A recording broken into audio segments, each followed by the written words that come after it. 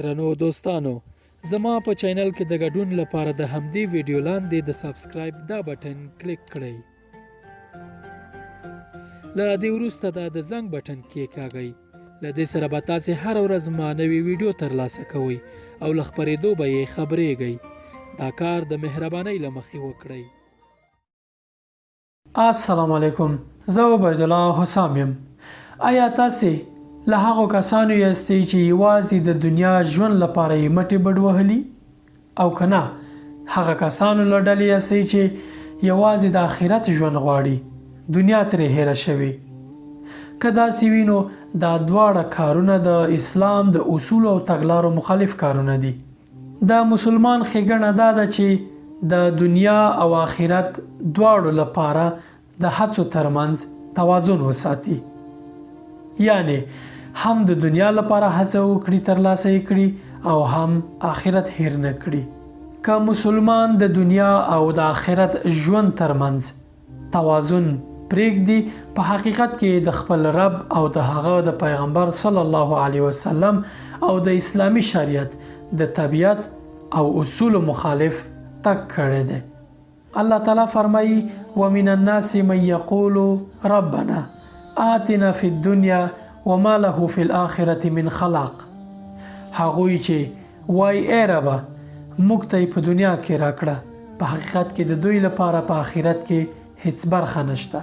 یعنی هغوی چې یوازې دنیا غواړي آخرت له لاسه ورکوي. خو هغوی چې آخرت غواړي دنیا نه غواړي، د دوی په اړه د الله تعالی پیغمبر صلی الله علیه وسلم وایي: لا رهبانیت فی الاسلام. په اسلام کې ګوښه کېناستل یا له دنیا تیریدل او یوازې د آخرت په اړه فکر کول نشته.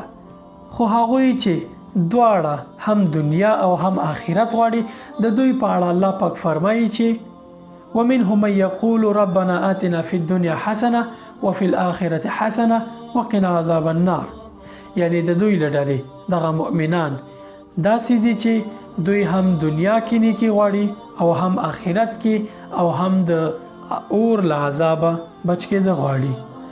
د آخرت په اړه به مو بیانونه هر ځای کې اورېدلي او هر ځای کې به یې اورئ، خو زه درته نن د دنیا په اړه غږېږم. هغه مؤمنان، هغه مسلمانان چې په دنیا کې پیاوړي دي، دوی تر ضعیفو مسلمانانو الله تعالی ته ډېر غوره او د خوښې وړ دي. پیغمبر صلی الله علیه وسلم وایي: المؤمن القوي خیر واحب الی الله من المؤمن الضعیف. پیاوړی او ځواکمن مؤمن تر ضعیف مؤمن الله تعالی ته ډېر د خوښې وړ او محب دی. دا پوښتنه پیدا کیږي چې ولې پیاوړی مؤمن الله تعالی ته تر ضعیف مؤمن ګران دی؟ راځئ همدا پوښتنې ځواب کړو. د دنیا پرمختګ په قوت کې دی. هر هغه مؤمن یا مسلمان چې پیاوړی وي، په حقیقت کې د امت او د خلکو په خیر او ښېګڼه وي.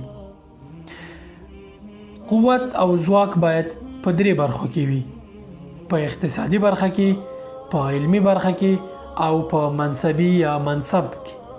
په دنیا کې همدا درې قوتونه دي چې اغیز یې تر نورو زیات دی او ډېر مثبت تمامېږي، او هر مسلمان باید په همدې برخو کې پیاوړی او ځواکمن وي.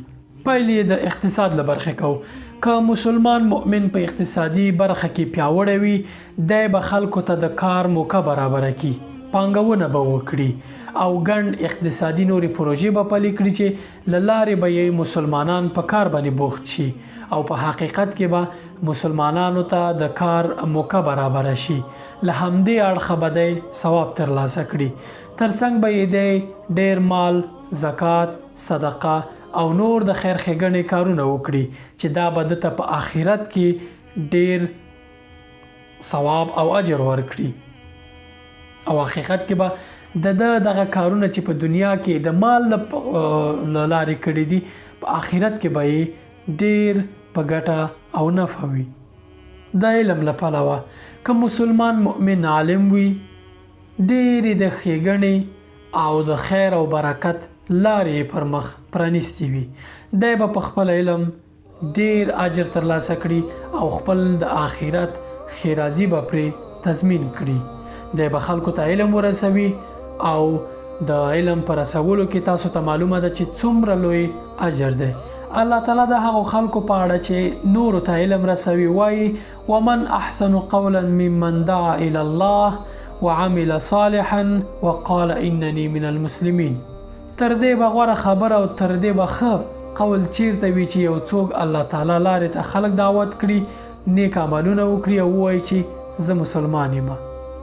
نو د علم په رسولو کې نورو خلکو ته یې په انتقالولو کې بې حده زیات ثواب دی چې اندازه نه لري. د منصب لپاره که مسلمان لوړ منصب ولري او د قدرت خاوند وي، په حقیقت کې به د حق او باطل په مرسته کولو کې پیاوړی وي او واک به ولري.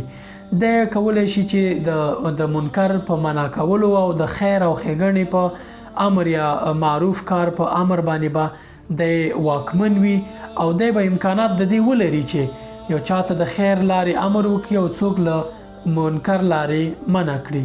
په حقیقت کې د هم کولی شي چې له همدغه لارې آخرت ځان ته تضمین کړي. نو مسلمان مؤمن باید د منصب له پلوه هم پیاوړی او ځواکمن وي.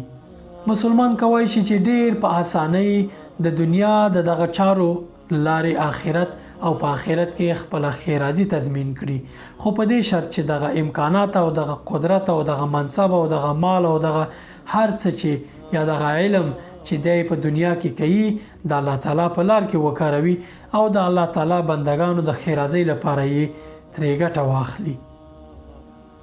له دې لارې به مسلمان مؤمن خپل آخرت تضمین کړی وي. یعنی مسلمان مؤمن که دنیا ګټي هم آخرت په تضمینوي، که آخرت ګټي خپل دنیا په تضمینوي. په دې معنی چې مسلمان د دنیا او آخرت ترمنځ توازن ساتي، دواړو لپاره یو ډول هڅه او مرسته کوي. یو ثابته مقوله ده چې وایي که دنیا غواړي علم وکړه، که آخرت غواړي بیا هم علم وکړه، او که دا دواړه غواړي بیا هم علم وکړه. علم که وکړي اقتصاد به دې هم پیاوړی شي، او که علم دې وکړه نو منصب به دې هم لوړ وي. په حقیقت کې د دنیوي ټولو چارو د ترلاسه کولو لپاره بنسټ او اساس علم دی. بلا علمه هیڅ کار په سمه توګه پر مخ نه ځي. انسان له نورو حیواناتو سره د ادراک په قوت باندې بیل شوی دی. هغه انسانان چې دغه قوه سمه نه کاروي نو دوی له حیواناتو کله په مقام کې ټیټیږي. دغه ادراکي قوه اړتیا لري چې باید په علم باندې سنبال شي. علم د ادراکي قوې روښانتیا ده. پرته له دې انسان هغه خپل اصلي مقام چې لري هغه له لاسه ورکوي. قرآن کریم د هغه انسانانو په اړه چې علم نه کوي د دوی په اړه وایي. قرآن کریم د هغه انسانانو په اړه چې علم نه کوي او دنیا یې یوازې نیولې او آخرت یې پریښی دی او د علم په ګاڼۍ خپل د ادراک قوت نه دی سنبال کړی، نه دی پوښلی، د دوی په اړه عجیب تعبیرونه لري. اموات غیر احیا، دوی په حقیقت کې ژوندي دي خو الله تعالی ته دوی د مړو په شان دي. کأنهم خشب مسنده، دوی د وچو لرګو په شان دي، هیڅ ګټه ترې نه کیږي. انهم الا کالانعام بل هم اضل، دوی د څارویو په شان دي بلکې ځینې وخت تر دې هم بدتر دي. بالاخره که بحث راونغاړو په دې معنی چې علم انسان ته دومره مهم دی لکه هوا چې تنفس کوي. هر مسلمان باید په میلیونونو کې یو وي، نه د میلیونونو له ډلې یو. السلام علیکم ورحمت الله وبرکاته. درنو دوستانو، زما په چینل کې د ګډون لپاره د همدې ویډیو لاندې د سبسکرایب دا بټن کلیک کړئ. له دې وروسته د زنګ بټن کېکاږئ. له دې سره به تاسې هر ورځ ما نوې ویډیو ترلاسه کوئ او له خپرېدو به یې خبرېږئ. دا کار د مهربانۍ له مخې وکړئ.